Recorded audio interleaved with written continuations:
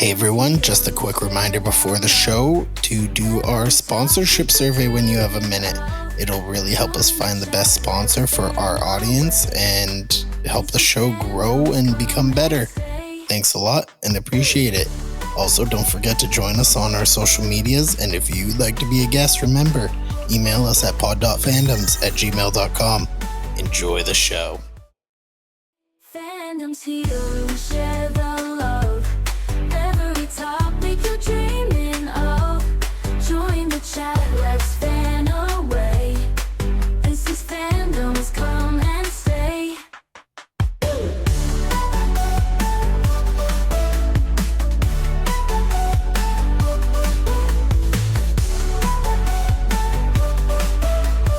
You're listening to Fandoms. I'm your host, Brody Otway. Join me as I interview a guest about anything from Gerard Butler to Black Butler. Today on the show, we're talking to Mel from the YouTube channel Pocket Leaves about Black Butler. Welcome to the show, Mel. Hi, it's nice to be here. This is actually my first time ever being on a podcast. That's so funny. The last YouTuber that I watched who I got on, he said the same thing, Silence Avenue. It was funny. I had him on because I found him through his Dexter videos. And then he's like, this is the first podcast I've ever done. I was like, deadly. And like, let's get into it then. It's always so wild because like I love having content creators on because like you're so much more used to like talking that you get a nice better conversation out of it. Yeah, that's fair. That makes sense. So with Black Butler, you did a whole huge deep dive, hours long. I couldn't believe how long I had sunk into it by the time I hit the end, and it felt like it breezed by while I was at work there. But what is Black Butler for anyone who might not be familiar with the series? So, Black Butler is like a dark fantasy, dark comedy manga and anime that started in 2006 that basically follows a young Victorian orphan who is also the Earl of the Phantom High family as he solves different mysteries for the Queen with the help of a demon butler that he has made a contract with. Yeah. How did you first get into the series? Did you first find it through the anime or the manga? So, I first found it through the anime back in like 2010, I want to say. I had met a girl at a summer camp who told me about it, and I went home and looked it up, and the rest is history, basically.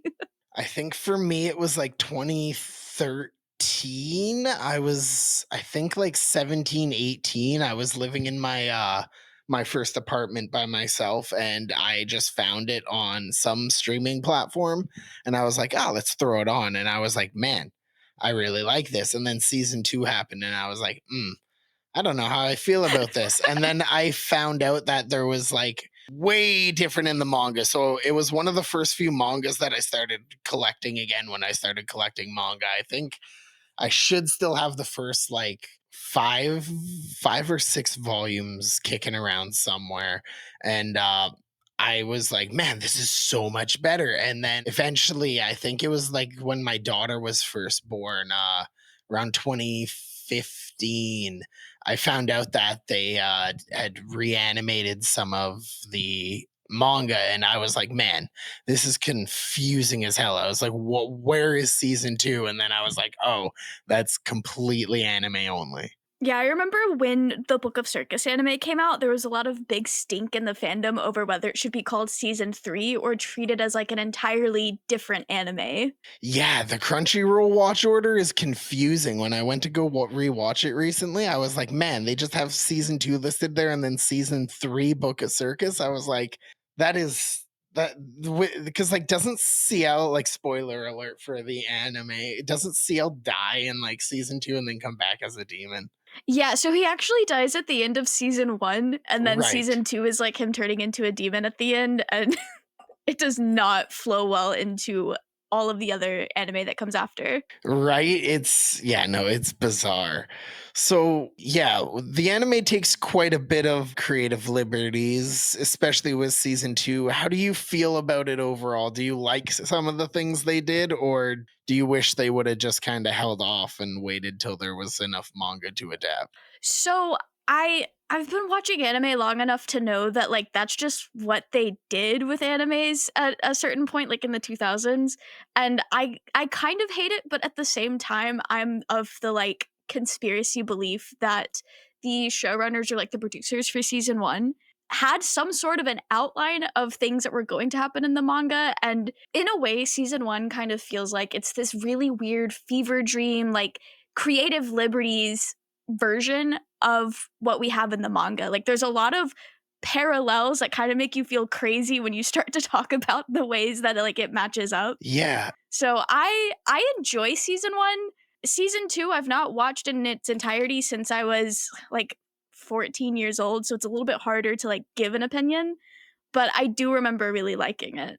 Yeah, I remember liking the butler for Alois much more than I liked him, but I don't like just like you, it's been so long that I can't remember any real specifics other than like that ending. Yeah, I remember like I watched season 2 and I was like, "Oh, well I guess that's it." And then like 6 months later I found out that like there was a manga and I was like, "Oh, interesting." And then I didn't really like do anything about it until a girl at school was like reading it and I was like, "Oh yeah, what happens after he becomes a demon?" And she looked at me like that never happened. What are you talking about? That's so funny. Do you think they should have reanimated season 1 more manga faithfully and then gone into like Book of Circus and stuff? Or do you think that it's fine how it is? Do you think it's made it kind of a mess for people trying to get into it now? So it is definitely a mess, but I feel like the way they started Book of Circus and kind of like did a little bit of flashback lore dump to catch you up in certain spots, it makes it to where you could feasibly start with Book of Circus. As for reanimating it, I feel like the first couple of arcs that the anime covers from the manga are actually pretty spot on. It's not until you get to the Indian Butler arc with Agni and Soma where I it love starts to them. deviate. They are so good. They're some of my favorite characters. But it's not until their arc that it starts to deviate. So, like, if they were going to reanimate it, it would pretty much just be like an OVA of their arc.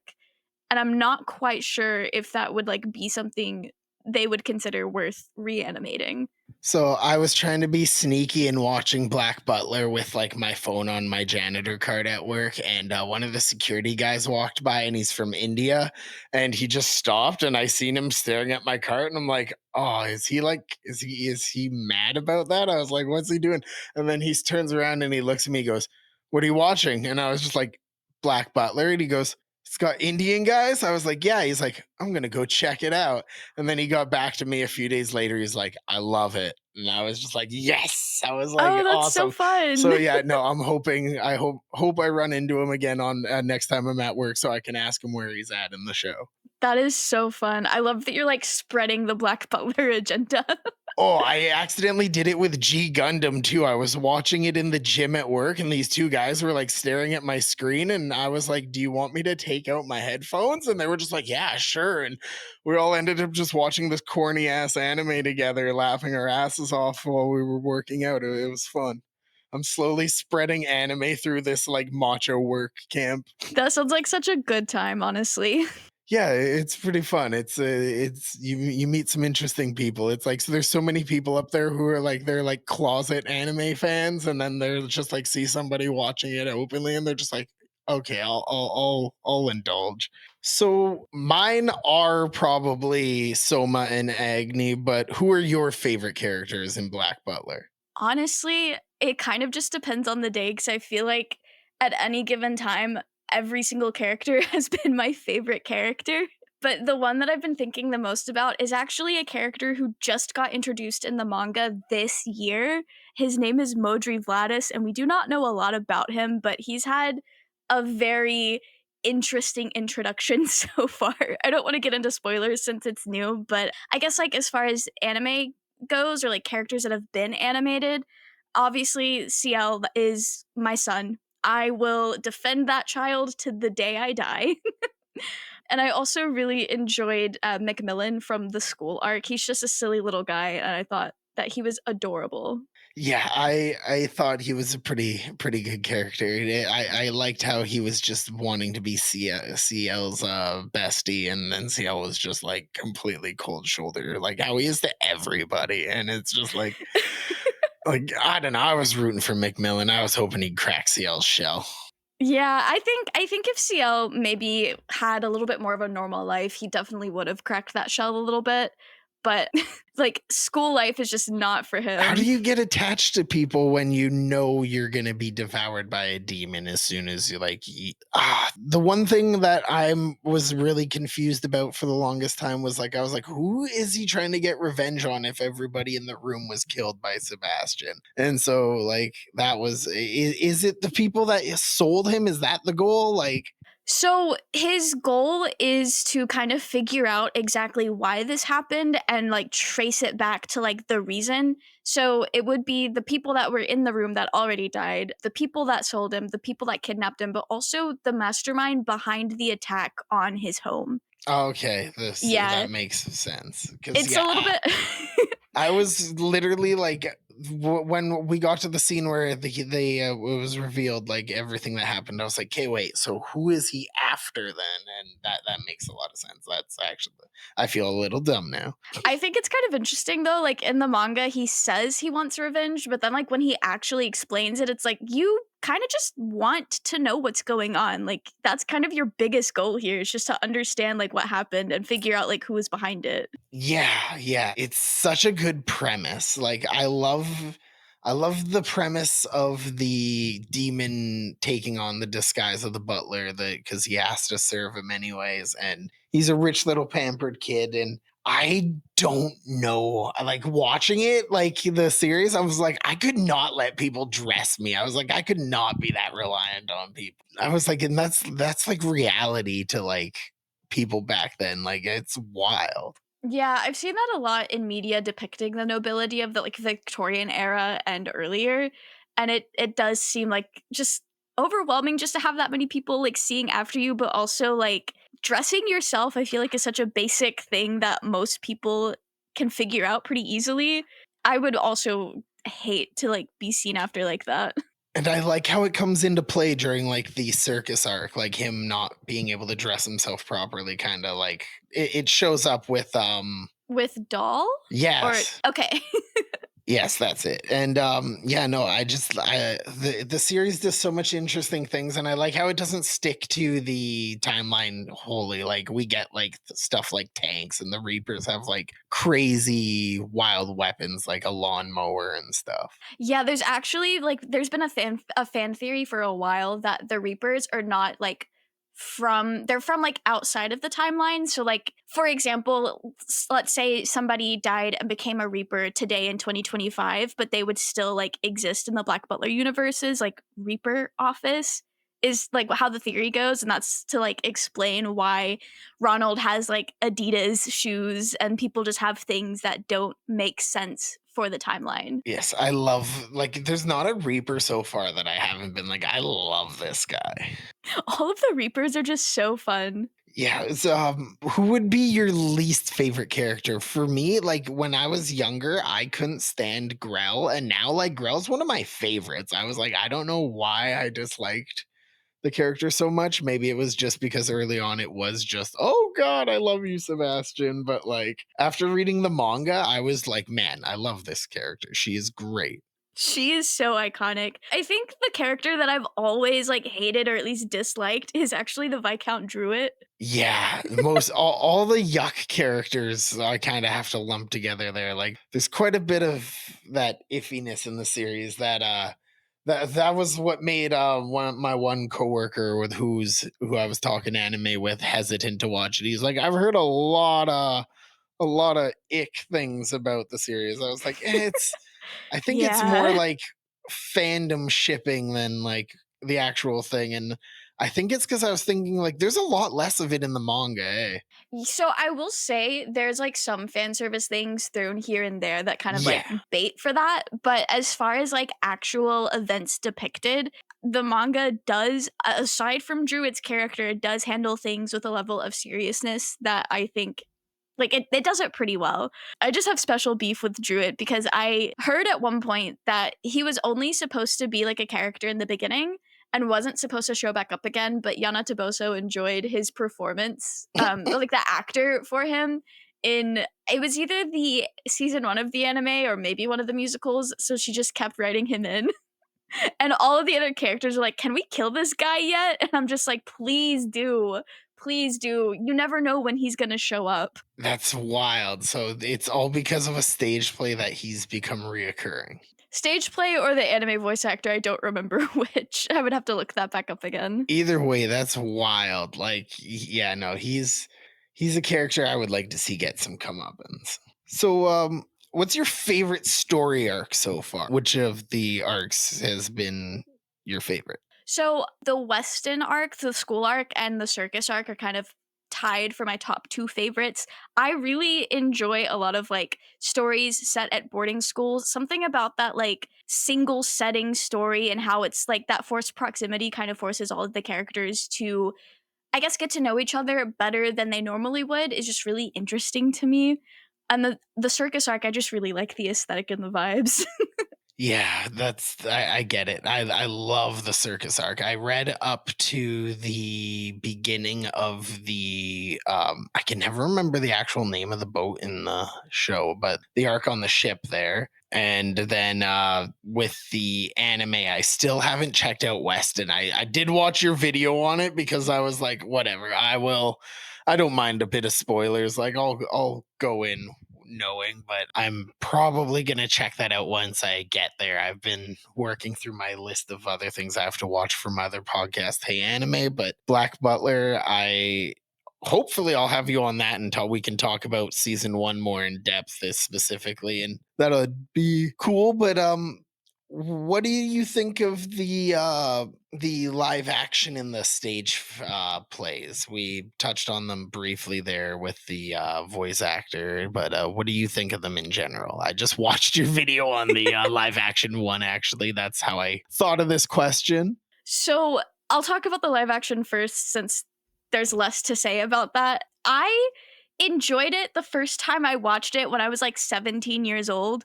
I have since watched it again and it's fine for what it is, but it's also like, I guess it's just another entry in the long list of live action anime movies that should have just been called loosely inspired instead of like an adaptation or anything. Although I did find it very fun to look at the characters and like kind of figure out who they were supposed to be or just like seeing all the, so for anyone who doesn't know, the live action isn't really like following CL or any of the characters of the manga. Yeah, they make CL a girl, right? Yeah, it's supposed to be like his ancestor, which is funny to me because I don't think CL is going to live long enough to have kids. Right.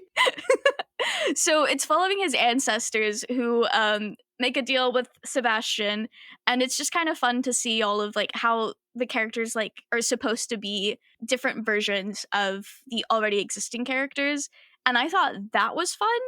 And there is one specific detail from the end that kind of further clarified to me something about how the contract works with how if CL puts himself in danger, Sebastian's not obligated to help him if it was like something he was actively choosing to do, which I thought was really interesting and isn't really like fully elaborated on in the manga. So you can kind of, you don't have to consider that canon, but I did for a time. But the movie, I wouldn't force my friends to watch it, but if you're like a diehard Black Butler fan, I think it is a silly, goofy time. Yeah, and if you don't want to watch it but you're curious more, go check out her video. I enjoyed it. The musicals, though, so I've seen all of the musicals except for the one that actually just wrapped up performing on stage in Japan. And for the most part, overall, they are so cool. And the costuming is absolutely immaculate. And like the stage design is really fun. For the most part, most of the musicals are like one-to-one adaptations of different arcs of the manga. But the first two musicals are actually original stories. The first one's not particularly great. But the second one, which ran in 2010, is so good. It doesn't line up super well with the already established lore in Black Butler, but the original characters, Eric and Alan, were so like intriguing to me. And honestly, I've been watching that musical on repeat since I was like 14, so it might just be an extreme like bias. But I love the musicals. I think they are worth watching if you can get your hands on them. I will have to try and check those out then. That's great. Isn't there like characters that were introduced to them that were like later put into like the actual main story? Yes. So Eric and Alan have cameos both in a season 2 OVA, the like Will the Reaper story, I think is the one. And they are also get a cameo in the manga and now the Emerald Witch Arc anime when we learn a little bit of what Reapers are and like why some may defect from like the Reaper company. So that was I lost my mind the day that chapter dropped and I saw them in it. I was like, I was so beside myself excited to see them. That's awesome. I love when things do this stuff like that. Like Star Wars has done some neat things like that. They've kind of gone overboard with it in the modern age, but like the fact that they're able to just take things from like a stage play and throw it in, it's nice little Easter eggs for the fans. Yeah, and it's kind of like a reward for people who like consume all of the different types of media around that like franchise. Yeah, so speaking of Reapers, we touched on Grell a bit earlier. Do you think the handling of her character is problematic and hasn't aged well, or do you think they've kind of adapted with the times and are doing better now? So her more recent appearances in the manga, she is less of a gag character and more of like somebody who is like a multifaceted human being as far as a Reaper can be. I think her initial introduction kind of like teeters on a sort of stereotype, but it was the early or mid 2000s when she was initially written. Hmm. And I hesitate to say it aged poorly because I honestly think it was never super great to begin with, like even in like 2008 standards.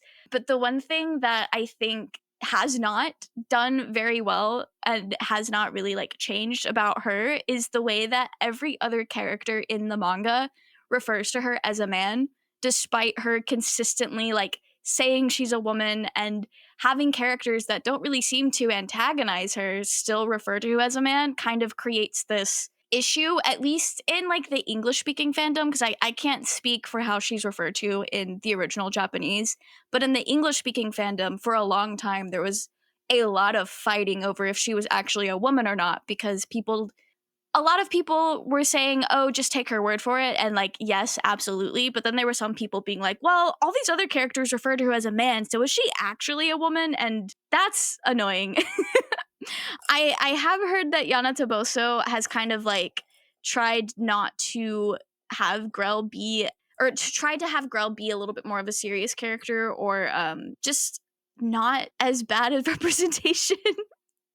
I've heard there's been a little bit of like reflection there, so that's good to hear. Yeah, and like you could always like make the argument like it's Victorian England, like they're probably not going to be the most progressive people being English aristocrats, but like even still, it's fiction. Like there's all this other stuff. Like you could have the respect for the transgender if you're going to do a transgender character. Exactly. And if you wanted to show like period accurate transphobia or whatever, like there's still other Reapers that we see that it would make sense for them to refer to her correctly. That's true. I didn't think about that. Yeah, you got a very good point there. So, what about fan theories? Are there any fan theories out there that you really like that or that you think might actually come true? So this is kind of old news for people who read the manga, but the whole like twin theory was always Oh, my favorite. For people who are listening that maybe are anime onlys, there is a theory that CL Phantom Hive is actually a twin who has taken the identity of his brother. And that was a theory in the English speaking fandom for a really long time, although I've heard in the Japanese fandom it was a theory, but one of those theories that everyone was like, oh, yeah, no, this is absolutely true. Because there's been a lot of like foreshadowing and a lot of vague language used in the Japanese that doesn't translate well to English that basically said it without saying it. But we got the full like reveal drop of that in like 2017, I want to say. And that was really nice to see. I felt very vindicated. But as for things that have not been like addressed, My personal favorite fan theory is that Undertaker is actually CL's grandfather because we see that he has some sort of personal connection to the Phantom Hive family. And for some reason or another, has like a very special connection to Claudia Phantom Hive, which is Vincent's mother. And it just makes sense to me, but we don't really have a whole lot to go off of that one. But I would be curious to know if that ends up being confirmed or if we ever get like the actual reasoning for why he's so invested in this family. Right? Like ever since I watched your deep dive and you brought up that theory, I've been just looking for clues of it on all my rewatches and like I reread a bit of the manga, like the chapter where CL's original CL I guess is revealed, and yeah, no, I was shocked. Like I heard about it in 2017 when I was like rewatching the circus arc and the ship arc there, and I was like, "What? No way!" And then I when I was watching the circus arc and seeing the scene with the his father introducing them at the party, and I was like, "Oh my god!" I was like, "There is a twin." I was like, "That's wild that it was foreshadowed." Like I went back and looked at my mangas at the time, and I was just like, "Yeah, shit!" Like it was well foreshadowed. Yeah, that one in the circus flashback arc, I think was like the most damning evidence for a while, especially in the anime, because it is so clear that there are two different children there. Yes, yes, that was. I was like, "Yeah, they're very different children. Like energy, like voice performance, deliveries, like And just the like the framing of the scene and like like if you thought that was just one child, the movement of the child does not make sense. right, right, just moving from side to side of Vincent." So, have you ever had any negative experiences with any other members of the Black Butler fandom? So it's so funny you ask that. The Black Butler fandom is actually the only fandom I've ever had like personal negative experiences with. I'll try to talk about this in like a vague way because the story isn't just mine to tell. But basically, in like 2017 or so, I met somebody who was very infamous in the fandom at that time for like videos that they would make on YouTube and things like that. And they actually, this is gonna sound really crazy, and I wanna preface that I was 19 at the time.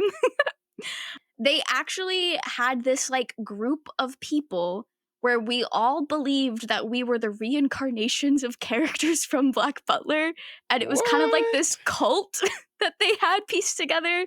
That was a very interesting time in my life, and that whole thing did end with the person getting arrested for some crimes that were less than savory involving a minor. That is wild. Yeah.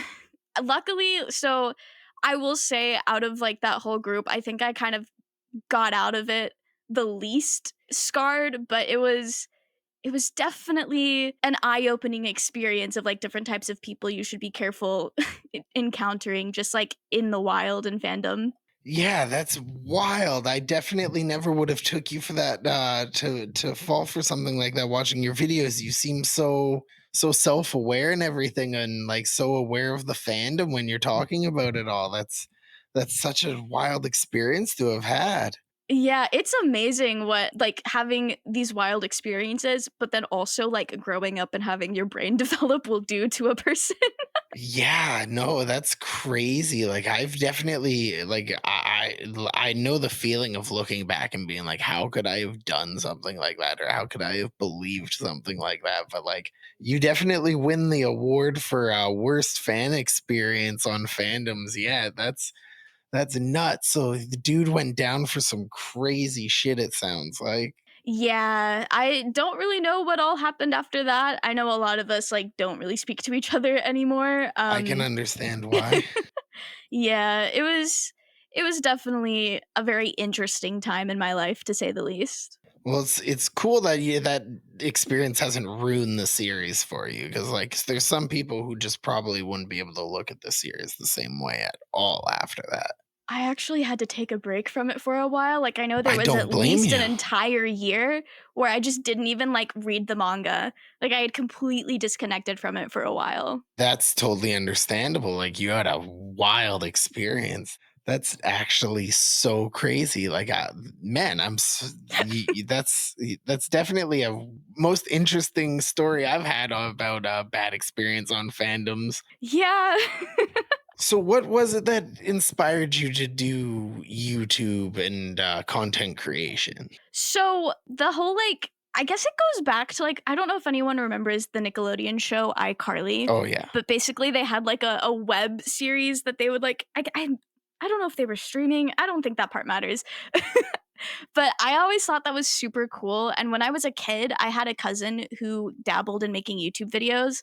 And so that kind of had the idea cooking in my brain of like, that seems like something really fun. And eventually, through like watching more YouTube and learning about cosplay, I started like dabbling in cosplay skits and videos because it was an accessible way for me to make videos without feeling like I was being too vulnerable or having to like come up with like ideas to do vlogs because it's to me at the time it was a lot easier to put on a costume and like be silly goofy as a character than it was to be silly goofy on the internet as myself. So that was like a really fun way to put myself out there and also explore like the creativity of video making and editing and all that. And just over time, like I did a lot of cosplay videos for several years, but then my interests kind of shifted away from like cosplay and more into like gaming. And I started watching a lot of video essays, and nobody really made Black Butler video essays. So I was like, damn, if I want to watch something, I guess I'm going to have to make it myself. And I just shifted focus from cosplay to video essays because it was something it was a community of YouTube that I found myself like watching a lot more. And I just really enjoyed to yap about my favorite things. yeah, you're good at it too. I was gonna try and get into the whole video essay thing, but I just don't feel I have what it takes for that kind of stuff.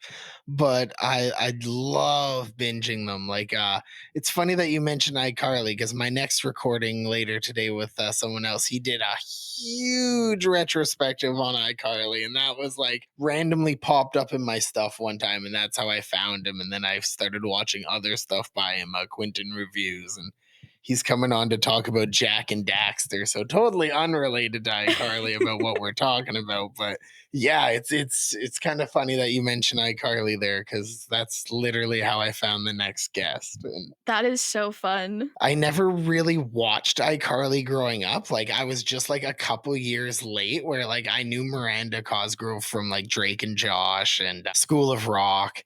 And like I caught episodes here and there, but I was kind of like, I just don't get it. And then like going back and like watching I was like, man, like I've watched so many hours of a guy talking about iCarly and I've never even watched iCarly. And I was like, that's wild. It's a fun show. I think I might have been like the perfect age group or like age demographic for it when it started airing. I used to be obsessed with it. Yeah, I'm 31, so I think I'm just a little bit older than you. Yeah, I just turned 28 like 2 months ago. Yeah, so you were in like that perfect iCarly range when it came out. I was just slightly past it where I was like, I'm too old for this. I don't even know what I would have been watching at that time. Probably Supernatural. I've heard a lot about those trenches. Oh, I loved the first 5 seasons, but it gets awful. But we're getting pretty off topic from Black Butler. Anyways, it's been a blast having you on to talk Black Butler. I hope we can get together and have you on Hey Anime and kind of go in depth into season 1 a bit and talk about the episodes a little more in depth if you're ever down. Yeah, I'm always down to talk about Black Butler. Sweet. And where can everybody find you online? We'll throw your links in the description below, but if you want to let everyone know yourself. So, general rule of thumb, my username is Pocket Leaves pretty much everywhere that I have an account. Pocket Leaves on YouTube is a lot of like Black Butler anime and like RPG video essays right now. If you're also of the Minecraft persuasion, I also have a Minecraft channel that's just Pocket Leaves Gaming. But other than that, everything is just straight across the board Pocket Leaves. Deadly, yeah. I love the channel. Your Dragon Age video there about Anders, I just went and watched yesterday too. Enjoyed that. So so far, all your content's hitting my niches like Black Butler, Dragon Age. I love RPGs. Play Minecraft with my daughter all the time, so I'll have to check out that stuff too. Oh, that's fun. I get to play with my nephew sometimes. My nephew's like 7 and he loves Minecraft and it's always so fun to like play with him or like have him watch other Minecraft YouTubers that I enjoy. It's a great time. Always. Anyways, thanks again for coming on, and thank you everyone for listening. Yeah, thanks for having me on. Fandoms here, we share the love. Thank you, you wonderful person, for listening to Fandoms. If you enjoyed this, check out another Fancast Studio show like Hey Anime or Chaos Crucible. Also, if you'd like to be a guest, hit us up at pod.fandoms@gmail.com, or you can hit us up on any of our social medias. Links are in the description below. Thanks a lot for listening. Bye.